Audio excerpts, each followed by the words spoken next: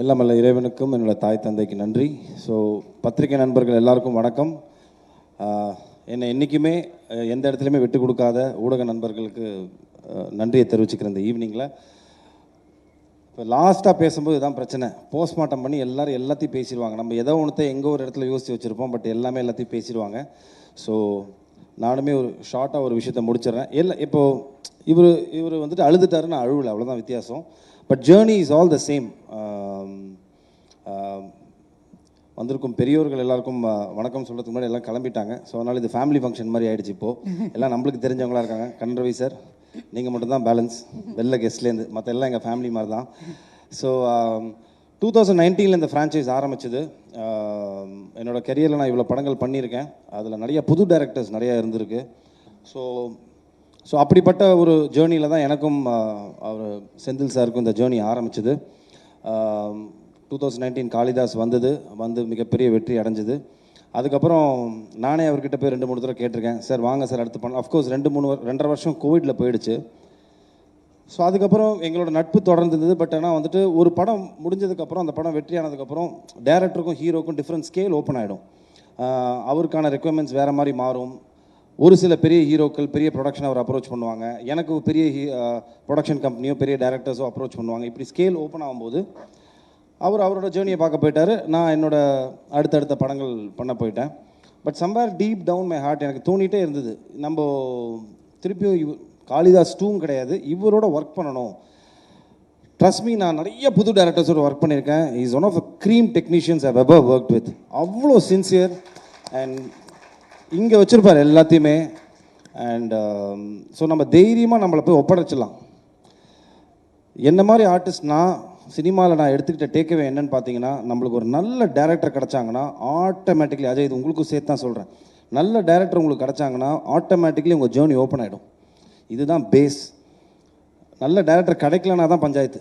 கதை சரியாக வராது, இல்லை சொன்ன கதையை சரியாக எடுக்க மாட்டாங்க, இந்த மாதிரியான நிறைய பிரச்சனைகள் வரும். பட் நல்ல டேரக்டர், அந்த கிராஃப்டை ப்ராப்பராக தெரிஞ்சுக்கிட்ட டேரக்டர் உங்களுக்கு கிடச்சிட்டாங்கன்னா I think you are charted for that particular film. So எனக்கு அப்படி அமைஞ்ச ஒரு டேரக்டர் தான் Shri Senthil sir. I'm blessed to have you in my life. Thank you sir. ஏன்னா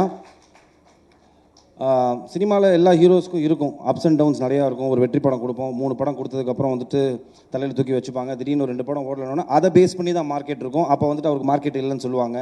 அப்போ திருப்பியும் அந்த மாதிரி ஒரு ஃப்ளக்சுவேட்டிங்கான ஒரு பீரியட் நான் இருந்தபோது எனக்கு லைஃப் சப்போர்ட்டாக இருந்து கொடுத்த படம் தான் காளிதாஸ்.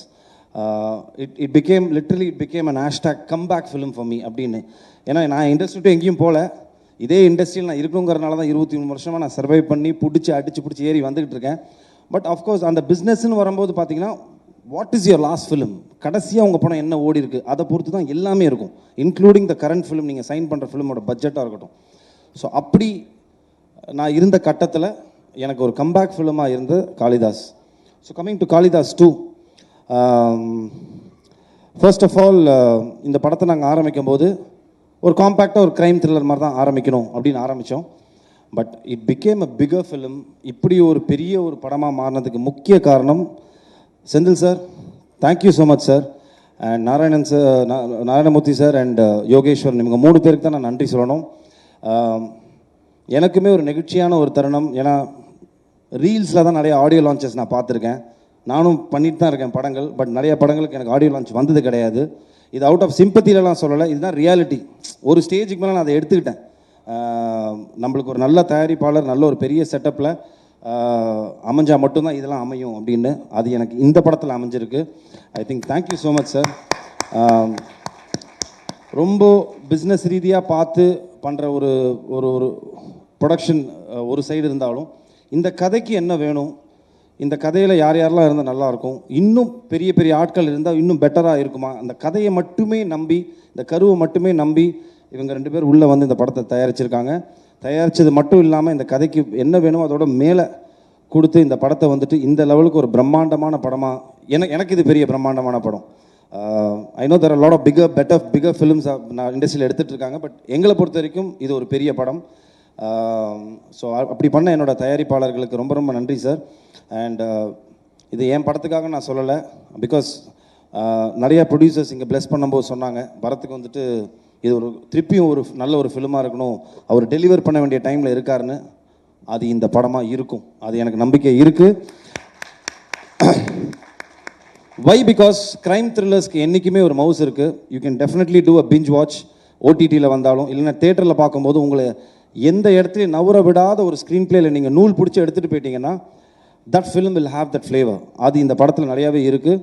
அண்ட் நிறைய நிறைய டைரக்டர்ஸ் எனக்கு அவங்க சொன்னது, ரஞ்சித் சார் சொன்னதாக இருக்கட்டும், இல்லைனா பாண்டியராஜன் சார், நிறைய டைரக்டர்ஸ் சொன்னது வந்துட்டு எனக்கு ரொம்ப சந்தோஷமாக இருந்தது. என்னென்னா ஒரு க்ரைம் த்ரில்லர் ட்விஸ்ட் இருக்கலாம், பட் ட்விஸ்ட்டுக்குள்ளேயே ஒரு படம் இருந்தால் அப்படிங்கிற ஒரு பியோர் கிரெடிட் வந்துட்டு ஐ திங்க் செந்தில் சாருக்கும் அரவிந்த், அவரோட அசிஸ்டன்ட் அரவிந்த், அவருக்கு தான் போகணும். பிகாஸ் தட் இஸ் இந்த படத்தில் அந்த ஃப்ளேவர் இருக்குது. This is definitely not a regular crime thriller film. It is an emotional drama. This film has lot of flavours. ஒரு போலீஸ்காரனுக்கு வந்துட்டு ஃபஸ்ட்டு காளிதாஸ் ஏன் வேறு ஒரு ஆங்கிளில் பத்திரிகை நண்பர்களும் அதை பாராட்டுறதுக்கு ரீசன் என்னன்னா, போலீஸ்காரனோட எமோஷனல் சைடை காட்டியிருப்போம். அதே மாதிரி இந்த படத்தில் க்ரைம்லேயே 2 க்ரைம் இருக்குது, organise crime, emotional crime. So this film is based on that. ஒரு எமோஷனல் க்ரைமில் என்னென்னலாம் நடக்குது அப்படின்னு. அண்ட் போலீஸாக ட்ரெஸ்ஸு போட்ட 2 படத்துலையுமே நான் துப்பாக்கி எடுத்தது கிடையாது, கத்தி எடுத்தது கிடையாது, எவனையும் கத்துனது கிடையாது, மிரட்டினது கிடையாது, பஞ்ச் டைலாக் பேச எதுவுமே பண்ணது கிடையாது. யூ கேன் சி காளிதாஸ் ஒன்ல என்ன ஒரு சட்டிலிட்டி, ஒரு ஃப்ளேவர் இருந்ததோ அதே ஃப்ளேவர் இந்த படத்துலையும் இருக்கும். அப்படிப்பட்ட ஒரு ஒரு ஒரு ஒரு ஒரு கிராஃப் நான் மெயின்டைன் பண்ணியிருக்கேன் இந்த படத்தில். And coming to my beautiful team, Ajay நீங்கள் எல்லாத்தையும் சொல்லிட்டீங்க. Cast, crew, members, ABC, technician, லைட்னு எல்லா பேரும் சொல்லியாச்சு. ஸோ நான் let me keep it short to my cast. Starting with Bhavani. I think அவங்க சொன்ன டிஸ்கஷன் தான் எனக்கும் செந்தில் சாருக்கும் வந்தது. ஃபஸ்ட்டு கேள்வி நானும் கேட்டேன், சார் எல்லாம் ஓகே சார், காப் யூனிஃபார்ம் போடும்போது காம்பினேஷன் ஷாட் வைக்கும்போது எப்படி சார் மேட்ச் பண்ணுவீங்க அப்படின்னு கேட்டேன். ஏன்னா 2 பேருக்கும் இப்படி இருக்கும், அவங்க காப் யூனிஃபார்மில் எப்படி இருப்பாங்க சார்னு. I think that is purely and creators trust தான் அது. அந்த ரைட்டிங்கில் இருக்கிற ட்ரஸ்ட், அந்த கேரக்டர் நீங்கள் வந்துட்டு உருவாக்கும் போது இருக்கிற ட்ரஸ்ட் வந்துட்டு பவானி மேலே வச்சாங்க. The first day when she came, cop ட்ரெஸ்ஸில் இல்லை, அவங்க ஃபர்ஸ்ட் டே வந்துட்டு அவங்களோட ஒரு அது என்ன சொல்லுவாங்க அன்யூனிஃபார்மில் அதில் வரும்போது அந்த கேரக்டர் கேரி பண்ண விதம் இருக்குல்ல, கான்ஃபிடென்ட்டாக அந்த கேரக்டரை கேரி பண்ணி, இந்த டயலாக்ஸ் இருக்கட்டும், அவங்களோட இந்த வேஷி, அந்த கேரக்டர் வெளியில் எடுத்துகிட்டு வந்த விதம், ஐ திங்க் நீங்கள் பயப்படவே வேண்டாம். இந்த படம் வந்ததுக்கப்புறம் படம் பார்த்து இவங்க கேரக்டர் ரொம்ப கன்வின்சிங்காக இருக்கும். ஏன்னா அந்த லெவலுக்கு வந்துட்டு ரொம்ப நீட்டாக இருந்தது, மேலேயும் இல்லை கீழேயும் இல்லை, கரெக்டாக ஒரு கிராஃப் இருந்தது. Bhavani, so you don't have to worry, size does not matter, it is the performance which matters. That is always there, so don't worry. And Abarnadi, I think இருக்கை பற்றோட பெரிய ஃபேன், அவங்கள்ட்ட நான் சொல்லியிருக்கேன். வெரி ரொம்ப ரியலிஸ்டிக்கான ஒரு ஆக்டர்ஸ் நீங்கள். யதார்த்த கதைகள் நிறைய நடிங்க. யதார்த்த கதைகள் பண்ணுறதில்ல, M10 மகன் மாதிரி அந்த மாதிரி நிறையா கதைகள் வந்துச்சுன்னா நடிங்க தயவு செஞ்சு. Very realistic actress. இந்த படத்தில் வந்துட்டு நிறைய எமோஷ்னல் சீன்ஸ் அவங்களுக்கு தான் இருக்கும், ரொம்ப அழகாக கேரி ஃபார்வர்ட் பண்ணியிருந்தாங்க. ஐ திங்க் அவங்களோட பேர் அவங்களும் வந்து ரொம்ப சூப்பராக பண்ணியிருந்தாங்க ப்ரோ, சூப்பராக பண்ணியிருந்தீங்க ப்ரோ. அண்ட் சங்கீதா மேம், இப்போ நான் சொல்லணும், சின்ன வயசுலேயே நான் உங்களை பார்த்து வளர்ந்துருக்கேன் மேம் அப்படின்னு நம்மளுக்குள்ளேயே ஒருத்தருக்கு வந்துட்டு போட்டு உள்ளே தள்ளிக்கணும். ஸோ அந்த லெவலுக்கு welcome back to the industry. நீங்கள் ஒரே வருத்தம், அவங்க கிக்கி சொன்ன மாதிரி நீ ஏன் நிறையா படங்கள் பண்ணலைன்னு. அவ்வளோ ஒரு ஏஸ்தட்டிக்கான ஆக்டிங் மேம், நீங்கள் நடிக்கிறதே தெரியல. And I'm a big fan of people who act like that. நம்ம நடிக்கிறதே தெரியாமல் ஒரு நடிப்பு இருக்குல்ல, அது வந்துட்டு எல்லாருக்கும் வராது. It just comes from the heart. அது நம்ம ஃபீல் பண்ணி நடிக்கணும். So you are one that particular type. So அதனால் it was pleasure working with you ma'am, for me pleasure working with you. And coming to you Ajay, I think it's a dream launch for you. You're blessed to have a launch like this. கரெக்டாக use பண்ணிக்கோங்க. Kathiresan sir சொன்ன மாதிரி சினிமாவுக்கு நீங்கள் சின்சியராக இருந்தால் cinema உங்களை பார்த்துக்கும். That is only underline. நீங்கள் வந்துட்டு சினிமாவுக்கு ரொம்ப சின்சியராக இருங்க, ஹானஸ்ட்டாக இருங்க, it will take care of you. I think you are blessed to have a father like this, to get a launch for you like this. So அதை கரெக்டாக யூஸ் பண்ணிக்கோங்க. ரொம்ப அழகாக உங்களை வந்துட்டு இந்த படத்தில் அவர் யூஸ் பண்ணியிருப்பார். படம் பார்க்கும்போது ஆடியன்ஸ்க்கு வந்துட்டு உங்கள் கேரக்டர் தான் நவுத்திட்டு போகும், வாட்ஸ் நெக்ஸ்ட்டுங்கிற ஃபேக்டரை அது ரொம்ப அழகாக பண்ணியிருந்தீங்க. ஸோ இதையே அப்படியே மெயின்டைன் பண்ணி அடுத்துன்னு சொல்லிட்டு கண்டிப்பாக போக மனமார்ந்த வாழ்த்துக்கள். My true blessings for you. And of course technicians எல்லாரையும் சொல்லிட்டாங்க. I just want to Sam sir, படத்தோட மிகப்பெரிய பலமே நீங்கள் தான் சார்.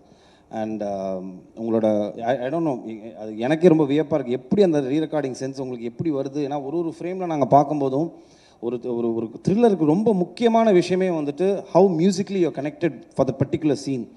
ஏன்னா சம்டைம்ஸ் இந்த சீன் ரொம்ப பேடாக இருக்கும், ஆனால் அது மியூசிக்கில் கனெக்ட் ஆகும்போது வந்துட்டு ஆடியன்ஸ்க்கு அந்த லேக் தெரியாமல் எடுத்துகிட்டு போகிறதுக்கு ஒரு மியூசிக் டைரக்டரோட பங்கு பயங்கரமாக இருக்கும். And thank you so much sir. இந்த படத்தில் வந்துட்டு I think one of the well spoken பேச்சு பொருளாக மாற போகிறது உங்களோட ஆர்ஆர் தான் இருக்கும். அது டீசரே வந்துட்டு ஆக்சுவலாக பார்த்தீங்கன்னா அதுக்கு ஒரு மிகப்பெரிய ஆதாரம். ஏன்னா டீசர் வந்தபோது எங்கள் எல்லாரையும் விட்டாங்க, நானும் நடிச்சிருக்கேன்ப்பா எல்லா இடத்துலையும், அப்படிலாம் இல்லை. இப்போ 2 தான் நடந்தது. ஒன்றுப்பா சாம் சிஎஸோட ஆர்ஆர் பயங்கரமாக இருக்குது, அதே மாதிரி சுரேஷ் எங்களோட கேமராமேன் டிஓபி பயங்கரமாக இருக்குன்னு. ஸோ அந்த 2 விஷயம் ரொம்ப ரொம்ப படத்துக்கு ரொம்ப முக்கியம். ஒரு க்ரைம் த்ரில்லருக்கு, எஸ்பெஷலி எனி ஃபிலிம்க்கு அது ரொம்ப முக்கியம், பட் க்ரைம் த்ரில்லருக்கு அது கூடுதலாக முக்கியமாக இருக்குது. அண்ட் சுரேஷ் பாலா நான் அவரோட பண்ணுற 3வது படம் இது. காளிதாஸ் 1 பண்ணோம், அதுக்கப்புறம் மிரல் பண்ணோம், அண்ட் இது 3வது படம். எப்படி சொல்கிறது, ஒரு பயங்கர ஸ்மார்ட் டெக்னீஷியன் அவர். குவிக்காக நம்மளுக்கு இவ்வளோ தான் பட்ஜெட் இருக்குது, இவ்வளோ தான் இருக்குது, இவ்வளோ தான் நம்பர் ஆஃப் டேஸ் இருக்குது அப்படின்னு ஒரு டேரக்டருக்கு ஒரு ரெஸ்ட்ரிக்ஷன் இருக்கும்போது அதுக்கு ஒரு சினிமாட்டோகிராஃபர் எப்படி ஹரி சாருக்கு பிரியன் சார் இருந்தாரோ, நான் சேவல் ஒர்க் பண்ணும்போது ஹேண்ட் இன் ஹேண்டாக இருப்பாங்க 2 பேரும், அவங்களுக்கு க்ளீனாக தெரியும். ஸோ அப்படிப்பட்ட ஒரு டெக்னீஷியன் தான் சுரேஷ் பாலா.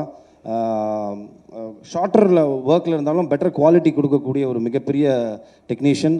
ஸோ சார் தைரியமாக இருங்க, நீங்கள் எமோஷனாக வேண்டிய அவசியம்லாம் கிடையாது. ஐ நோ இன்னைக்கு நடந்த ஒரு நல்ல விஷயம் என்னென்னா சார், நிறைய தயாரிப்பாளர்கள் வந்தபோது நிறைய விஷயங்கள், நிறைய இன்புட்ஸ் எனக்குமே கிடச்சிது. தேர் லாட் ஆஃப் கான்ஃபிடென்ட்டான ஒரு நிறையா இன்ஃபர்மேஷன்ஸ் என்ன கொடுத்தாங்க அப்படின்னு பார்த்தீங்கன்னா வந்துட்டு, பெரிய படங்கள் இல்லாமல் சின்ன படங்கள் இல்லாமல் இப்போ லாஸ்ட்டாக வந்த 3-4 சின்ன படங்கள்லாம் நல்லா போயிட்டுருக்கு, சினிமா திருப்பி வளர்ந்துட்டுருக்கு திருப்பி அப்படிங்கிற ஒரு விஷயம் வந்துட்டு ரொம்ப என்கரேஜிங்காக இருந்தது, எனக்கும் ரொம்ப சந்தோஷமாக இருந்தது sir. And a film is considered big or small after the release.